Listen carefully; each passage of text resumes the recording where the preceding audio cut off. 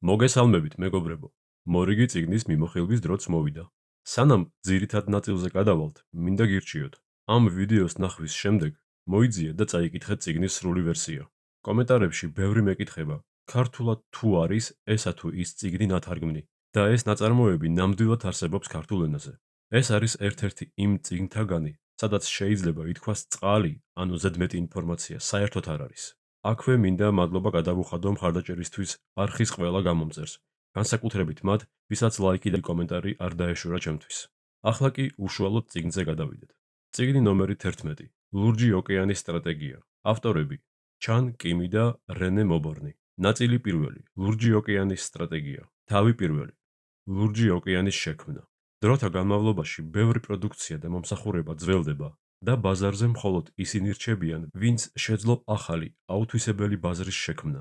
მაგალითად, ადრე პოპულარული იყო პეიჯერები, მაგრამ 2018 წელს ბოლო პეიჯერ ოპერატორიც დაიხურა.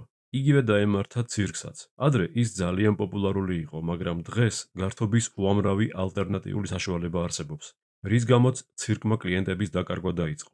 გარდა ამისა, ცირკის წარმოდგენებში ცხოველების მონაწილეობის წინააღმდეგ ცხოველთა დამცველებიც გამოვიდნენ. ამიტომ ერთ-ერთმა ცირკმა შექმნა სრულიად ახალი შოუ, რომელიც არა ბავშვებზე, არამედ უფროსებზე იყო გათვლილი. ეს იყო სრულიად ახალი, კონკურენტებისგან თავისუფალი ბაზარი. ბაზრის სამყარო შეიძლება წარმოვიდგინოთ ორი ოკეანის სახით: წითელი და ლურჯი. წითელი ოკეანეები წარმოადგენს ყველა იმ დარგს, რომელიც დღეს არსებობს. ლურჯი ოკეანეები აღნიშნავს ყველა იმ დარგს, რომელიც დღეისთვის ჯერ არ არსებობს. წითელ ოკეანეებში კომპანიები ცდილობენ აჯობონ კონკურენტებს და მიიზიდონ ბაზრის მოთხოვნის დიდი ნაწილი, მაგრამ დროთა განმავლობაში ზრდისა და მოგების პოტენციალი მცირდება. დღეს სხვადასხვა ბრენდის პროდუქტები სულ უფრო მეტად ემსგავსება ერთმანეთს. ამიტომ ადამიანები ხშირად არჩევანს ფასის მიხედვით აკეთებენ. მომხმარებელი შეწყვეტს გარკვეული ბრენდის კბილის პასტის ყიდვას, თუ მასზე ფასი გაიზრდება, ან სხვა ბრენდზე ფასდაკლება გამოცხადდება. საბოლოოდ, კომპანიები ცდილობენ დაზოგონ ხარჯები, რაც პროდუქტის ხარისხზე უარყოფითად აისახება.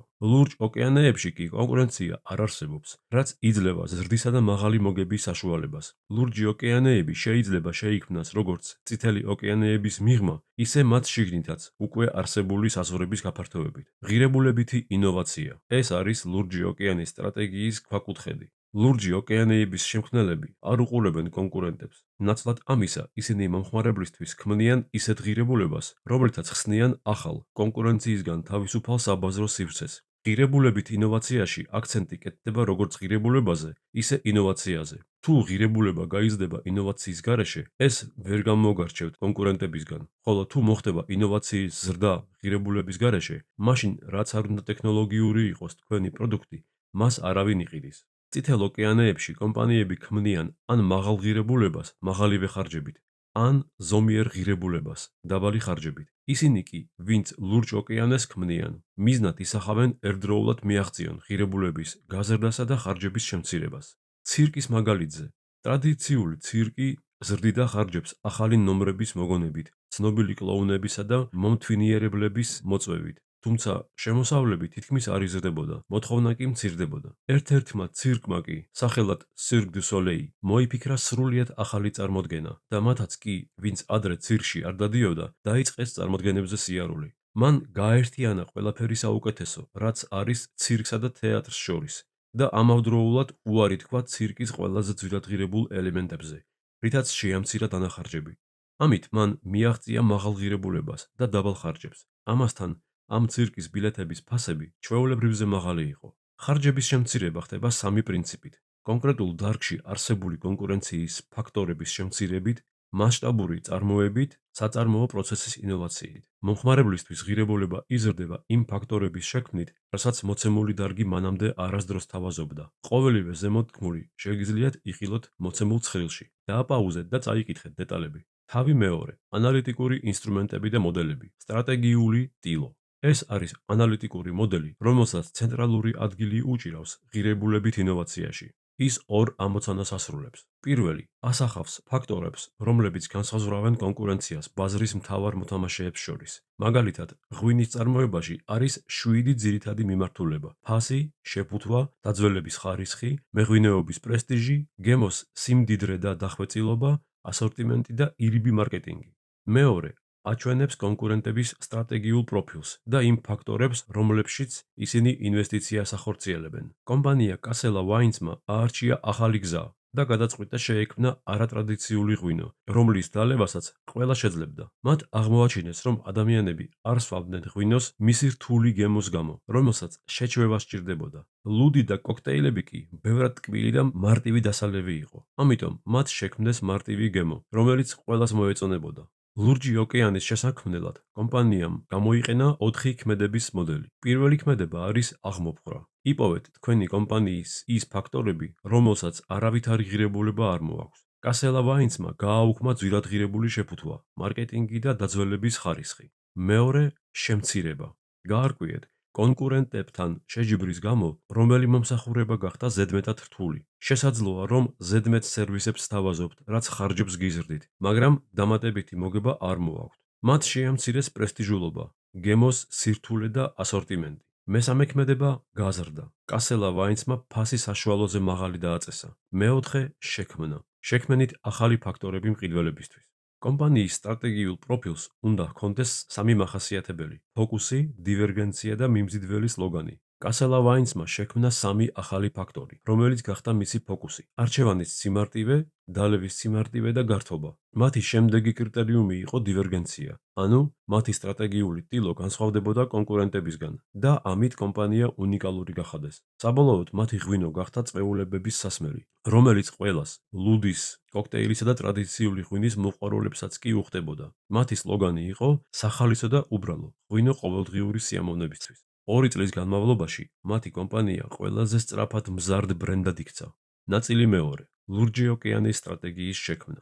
თავი მესამე, ლურჯი ბაზრის რეკონსტრუქცია. არსებობს ბაზრის საზღვრების კონსტრუირების 6 მიდგომა. პირველი, განიხილეთ ალტერნატიული დარგები.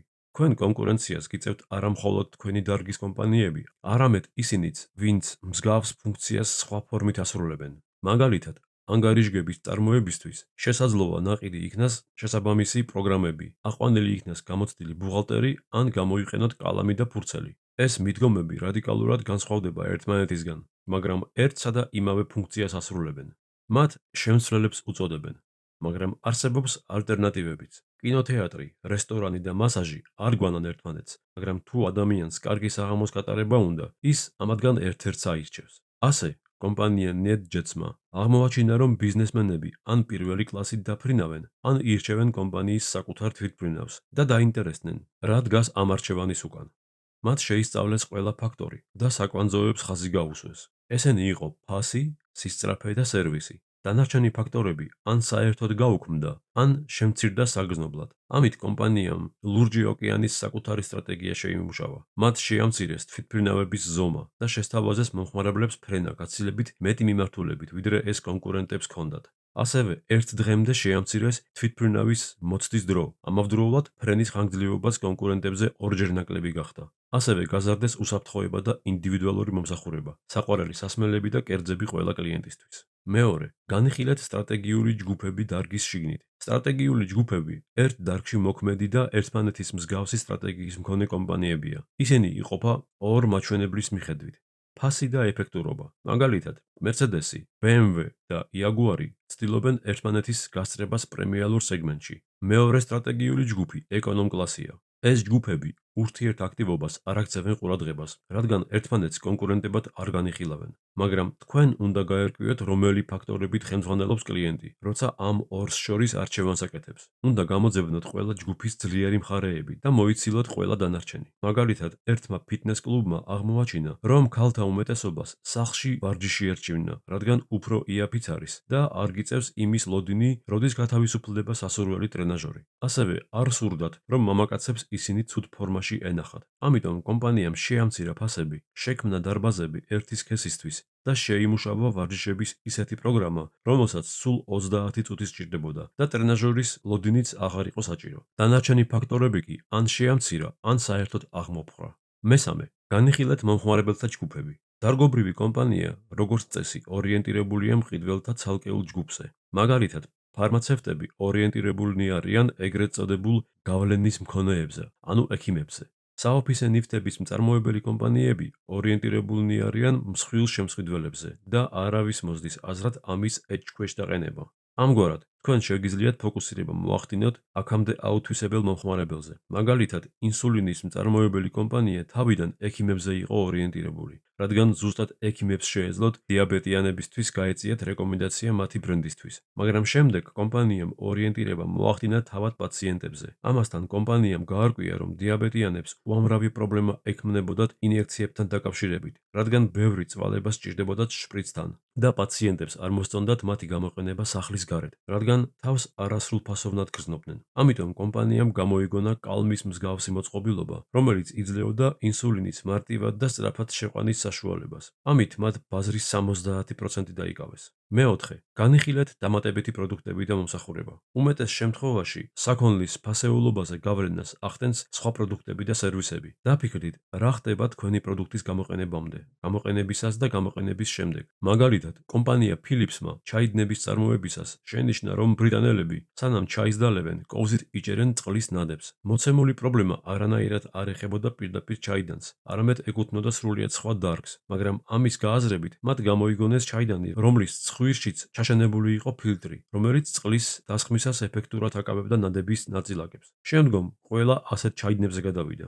მეხუთე, გაანალიზეთ პროდუქტების ფუნქციური და ემოციური მიმზიდველობა. ზოგიერთ დარგში კონკურენცია ძირითადად ფასსა და პროდუქტის ფუნქციებზე მოდის. ეს ფუნქციური მიმზიდველობაა.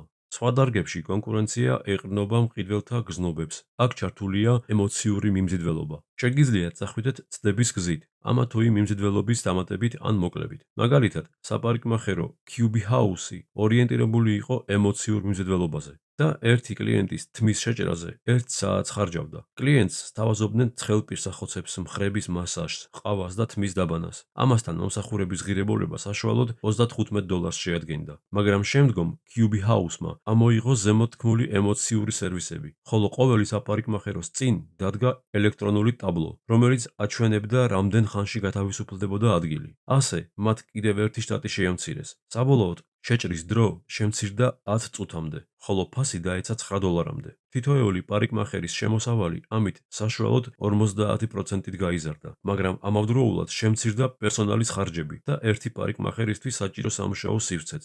Starbucks-მა კი პირიქით, აქცენტი ყავის გაყიდვიდან ემოციურ ატმოსფეროს შექმნაზე გადაიტანა, სადაც მომხმარებლები ტკბებიან ამ სასმელით. მეექვსე, დაინახეთ ხვალინდელი დღე. ნებისმიერი დარგი ექვემდებარება გარე ტენდენციების გავლენას, რომლებიც დროთა განმავლობაში ზემოქმედებას ახდენენ ბიზნესზე. მაგალითად, 90-იან წლების ბოლოს კომპანია Apple-ის ყურადღების არეში მოხვდა მუსიკალური ფაილების უკანონო კოპირების ტალღა.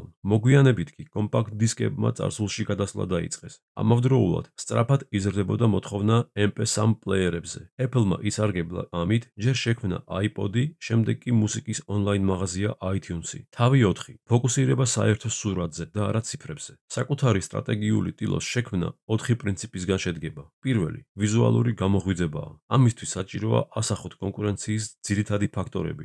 თუ თქვენ არ გაქვთ ფოკუსი რაიმე ფაქტორებზე, ხოლო თქვენი მრუდი მთლიანობაში ჰგავს კონკურენტებს, თქვენ ვერაფრით გამოირჩევით. მოიძიეთ, რა უნდა შეიცვალოს თქვენ სტრატეგიაში. მეორე, ვიზუალური კვლევა. თქვენ უნდა განსაზღვროთ დამატებითი პროდუქტებისა და მომსახურების რა ნაკრებს ყიდულობენ ადამიანები თქვენი კომპანიის პროდუქტებთან ერთად. გამოყავით ალტერნატიული პროდუქტებისა და მომსახურების უპირატესობები. მაგალითად, სახმელეთო ტრანსპორტი საჰაერო ტრანსპორტის ალტერნატივაა. აღმოაჩინეთ ფაქტორები ორივე ჯგუფში, რომლებიც ყველაზე მნიშვნელოვანია კლიენტისთვის და რომელი ფაქტორები უნდა გაუქმდეს, შეიცვალოს ან ახლიდან შეიქმნას. მესამე, სტრატეგიის ვიზუალური გამოფენა. დახატეთ რამოდენიმე მრუდი და მიეცით კლიენტებს საუკეთესო არჩევის საშუალება და მას შემდეგ, რაც დააფიქსირებენ არჩევანს, სთხოვეთ მათ დაასაბუთონ თავიანთი გადაწყვეტილება და აგიხსნან, რატომ არ მისცეს ხმა ღირებულების სხვა მრუდებს. საბოლოოდ, შეიძლება აღმოაჩინოთ, რომ ფაქტორები, რომლებიც თქვენ საკვანძოდ მიგაჩნიეთ, კლიენტებისთვის სულ ერთი ყოფილა. მეოთხე, ვიზუალური კომუნიკაცია. მოცემულ ეტაპზე უმაღლესმა ხელმძღვანელებმა უნდა აუხსნან თავიანთ უშუალო დაქვემდებარებულებს, რას წარმოადგენს მრუდი და რომელი ფაქტორები უნდა გაუქმდეს, შემცირდეს, გაიზარდოს ან შეიქმნას ლურჯი ოკეანის მისაღწევად. მათ კი თავის მხრივ იდეები უნდა გააცნონ თავიანთ დაქვემდებარებულებს. თავი მეხუთე, არსებული მოთხოვნის მიღმა გასვლა. იმისთვის, რომ გაიზარდოს თქვენი ლურჯი ოკეანის ზომა, არსებული კლიენტების ნაცვლად ყურადღება უნდა გაამახვილოთ არამომხმარებლებზე. მაგალითად, გოლფთან დაკავშირებულმა კომპანიამ აღმოაჩინა, რომ ადამიანების უმეტესობა არ თამაშობს გოლფს, რადგან მათ უჭირთ გოლფის ჯოხით ბურთისთვის მოხვედრა, რის გამოც ადამიანებს ეს უფრო აღიზიანებთ, ვიდრე ართობთ. ამიტომ კომპანიამ გამოიგონა ჯოხი დიდი თავაკით და ეს მოეწონათ არა მხოლოდ იმ ადამიანებს, რომლებიც ადრე არ თამაშობდნენ, არამედ მუდმივ კლიენტებსაც. არა კლიენტებისგან განსხვავებით, ისინი თამაშის სირთულეს იღებდნენ როგორც მოცემულობას, თუმცა ბევრ მათგანს ეს არ მოსწონდა. შეგუებულები იყვნენ გოლფის ამ თავისებურებას. ახლა მათ გაუჩნდათ არჩევანი. ამ წიგნის პირველი ნაწილი დასრულდა. ლურჯი ოკეანის შექმნის პრინციპები შესაძლოა გამოყენებული იქნას არა მხოლოდ ბიზნესის, არამედ ნებისმიერ სფეროში. იფიქრეთ ამაზე. აუცილებლად ნახეთ მიმოხილვის გაგრძელება. დაალაიქეთ ვიდეო და გამოიწერეთ არხი. თუ რატომღაც ჯერ კიდევ არ ხართ ჩემი გამომწერი. მომწერეთ, რამდენად მოგეწონათ წიგნი და ვიდეო რგოლი ზოგადად. დროებით.